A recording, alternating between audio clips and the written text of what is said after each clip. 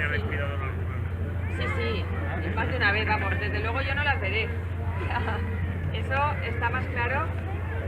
Esperemos tener también descendencia de ellas, ahora cuando alcancen estas un peso adecuado para que los machos puedan cubrirlas, pues bueno, pues esperemos que tengamos esa...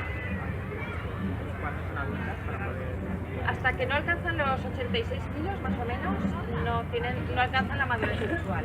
Entonces, Darwin sí que está en plena revolución hormonal, porque él pesa ya 90, ¿vale? Y de hecho, alguna vez ha intentado cubrir alguna hembra. Pero claro, ellas pesan, no llegan a 50 kilos, entonces hasta que no tengan un peso adecuado para poder reproducirse, no se van a dejar. Fíjate con cara. Margaret. ¿Qué pasa, Darwin? Está aburrido hoy.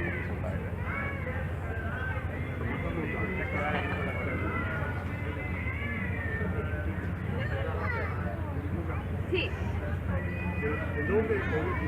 Son de Andaura. Andaura es un atolón de las Islas Seychelles, el norte de Madagascar. Sí.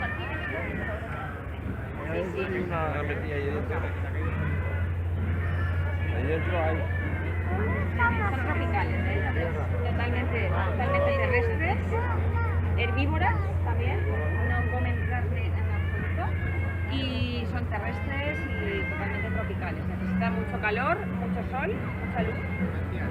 ¿Cuántos años?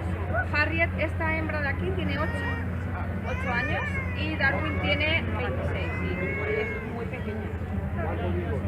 Más de 100. Tiene 26 años y no llega todavía, no pesa 100 kilos, pesa 95 kilos. Hasta los 250 kilos, imaginaros el tamaño que pueden llegar a alcanzar. Sí. Sí, es la segunda especie más grande del mundo, ¿eh? Sí, la primera es la Galápago. La Galápago llega a alcanzar mucho más tamaño, pero pueden llegar, pues, vamos a haceros una idea, pues a triplicar por lo menos su tamaño, ¿eh? Es la primera especie más grande. No, es terrestre. Es muy parecida. Sí, es muy parecida a la labra, pero es terrestre. Alguna personalidad diferente en la cabeza, un poco más redonda, pero es muy similar. Sí. Ojalá, esperemos que podamos verlo. Todavía no, todavía está.